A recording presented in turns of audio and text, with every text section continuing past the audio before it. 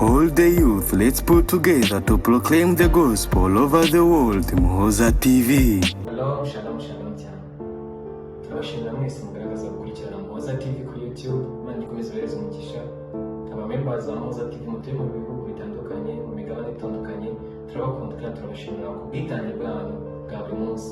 Uyu munsi tugiye kuganira ijambo ry'Imana kandi tuvuga ngo Imana ireba mu mutima. Haleluya. Ijambo rivuga ngo Imana ireba mu mutima. Reka tubanze dusenge. Imana nziza, Imana ikomeye, Imana ikiranuka, Imana ishoboye byose, Imana ivuga bikaba, yategeka bigakomera. Muhoza nciye bugufi imbere y'amaso yawe, Muhoza nciye bugufi imbere yo kubaho kwawe. Ndakunyinze mugaragare data n'abaringi vuga ngo uvuga ubwira ubwoko bwawe kandi nanjye ubwira umwuka wera aherekeza amagambo ugiye kuvuga. Kristo wakoze. Amen. Tugiye gusoma ijambo ry'Imana riri mu butumwa bwiza uko bwanditswe na Yohana igice cya mbere umurongo wa 43. Umutwe w'amagambo uravuga ngo Filipo na Natanayeli bakurikira Yesu. Bukeye bwaho Yesu ashaka kujya i Galilaya, abona Filipo aramubwira ati nkurikira. Filipo yari w'i Betesayida, umudugudu w'iwabo wa Andereya na Petero. Filipo abona Natanayeli aramubwira ati uwo Mose yanditse mu mategeko n'abahanuzi bakamwandika twamubonye, Yesu mwene Yosefu w'i Nazareti. Natanayeli aramusubiza ati mbese i Nazareti hari icyiza cyahaturuka? Filipo aramusubiza ati ngwino urebe.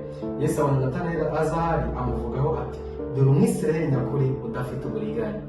Haleluya.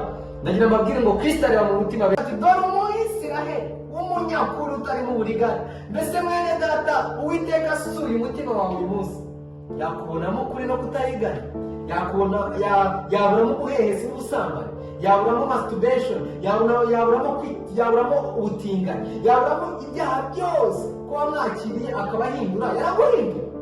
Mbese yarahindura. Bene data, ndagira mbabwire ngo Uwiteka areba mu mutima. Ngo hari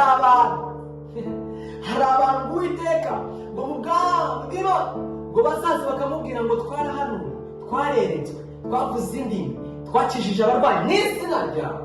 Kristo arabwira ati mwumve imbere mwabazi z'ibibindi. Barahanuye. It's okay, wahanura, waririmba, you can be a gospel star, you can be a preacher star utarahindutse. It's okay, mwisi uzashayininga, itorero ryawe rizakwamamaza, abayoboke bawe bazakubaha, ariko ku munsi w'amateka Kristo niwe utahinduka. Azabwira ngo mva imbere wa nkozi y'ibibi. Azambwira nje Muhoza ngo mva imbere wa nkozi y'ibibi. Ninahinduka azambwira ngo mva imbere wa nkozi y'ibibi. Bene data, ndagira mbabwire murinde imitima yanyu kuruta ibindi bintu byose birimo. Muyirinde kuko niyo Uwiteka asuzuma. It's okay, wahanura, waririmba, you can be a gospel star, you can be a preacher star utarahindutse. It's okay, mwisi uzashayininga, itorero ryawe rizakwamamaza, abayoboke bawe bazakubaha, ariko ku munsi w'amateka Kristo niwe utahinduka. Azabwira ngo mva imbere wa nkozi y'ibibi. Azambwira nje Muhoza ngo mva imbere wa nkozi y'ibibi. Ninahinduka azambwira ngo mva imbere wa nkozi y'ibibi. Bene data, ndagira mbabwire murinde imitima yanyu kuruta ibindi bintu byose birimo. Muyirinde kuko niyo Uwiteka asuzuma. It's possible ko njye Muhoza nabwiriza mvuye gusambana. It's okay, nzabwiriza mufashwe, ariko Uwiteka ku munsi w'amateka azaprojecta ibintu byanjye byose. Nabeshye Ananira na Safira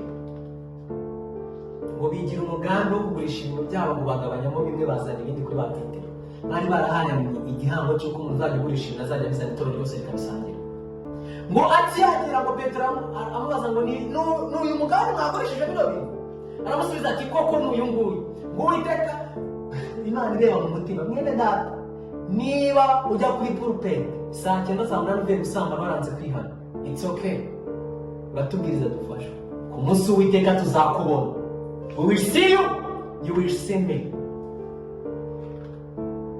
Ngahita apfa ako kanya, ngahita bajya kumushyingura. Aho harimo irindi somo ryiza nabwira urubyiruko rugenzi rwanjye, nabwira ababyeyi bakurikirana Muhoza TV, nabwira buri muntu wese ukurikirana ijambo ry'Imana kuri Muhoza TV.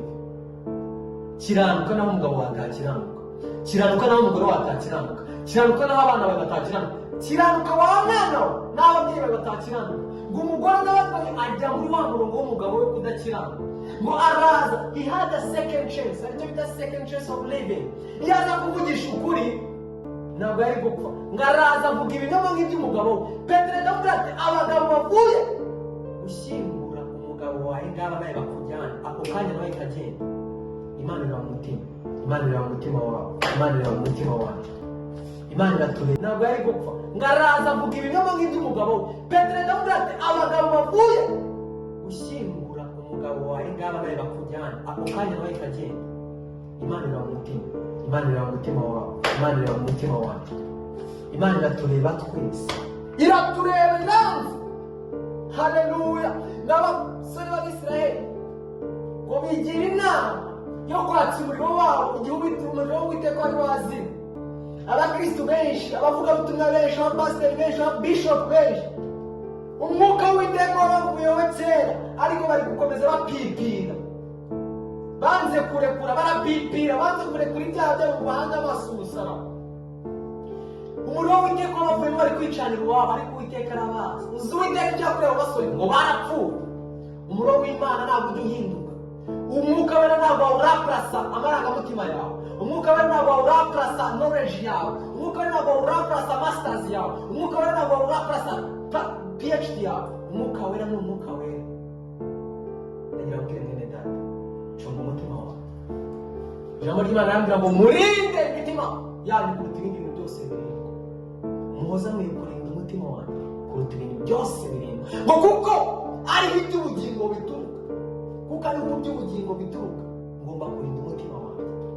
Mwene data, ndakwifuriza kuzabona Imana, ndakwifuriza kurapurasa knowledge yawe. Umwuka wera ntabwo wawurapurasa masters yawe. Umwuka wera ntabwo wawurapurasa PhD yawe. Umwuka wera ni umwuka wera.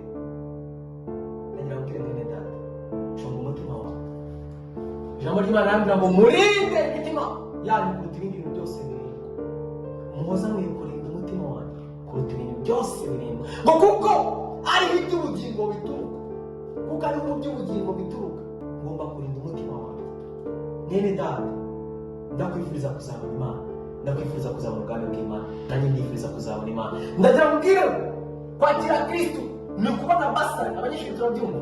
Kwakira Kristo ni ukuvuga ngo leta yaguhaye basari, ariko afite kwakira Kristo. Abantu benshi tusigaye tubagira ngo mwakire Kristo n'umukiza w'ubugingo bwanyu. Ngo njye naramwakiriye. Ari kuvuga ijambo ngo njye naramwakiriye. Tumubashe saa 9 saa 8 avuye gusambana. Njye naramwakiriye. Abivuze saa 9 saa 8:50 ari gusambana. Ese Kristo yabaye mu buzima bwawe ntiyaguhindura? Kristo yabaye mu buzima bwawe ntiyabasha kuguhindura? Nicyo kibazo nibaza. Kwakira Kristo kwatura niyo magambo nimo kubona buruse. Ubonye buruse yo kujya kwiga, ariko iyo utize ntabwo ubona ikigomba kubona bisi. I don't know niba turi kumwe.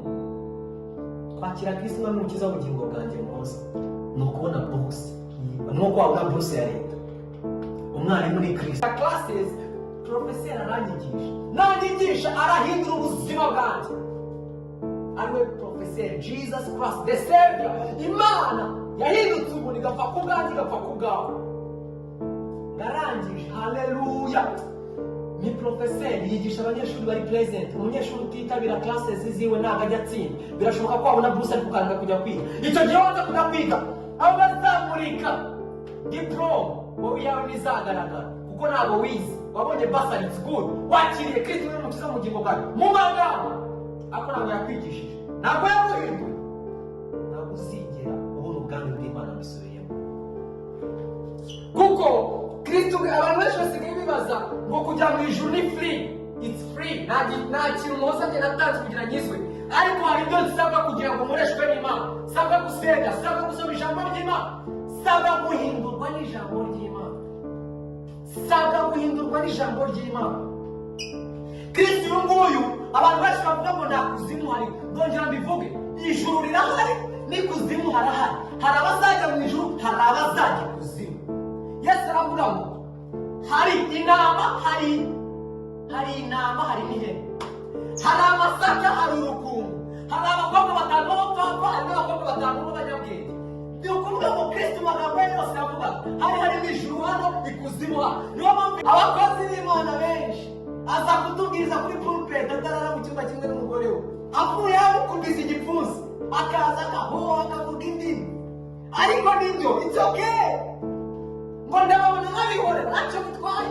Twishushanyaho, itorero ryawe ryishushanyaho, isi yishushanyaho, abaririmbyi bakomeye ugasanga umuririmbyi ukomeye agiye muri studio that night avuye gusambana nta no kwihana, gusa umuntu afite gift yo kuririmba it's okay, ririmba isi kumenya.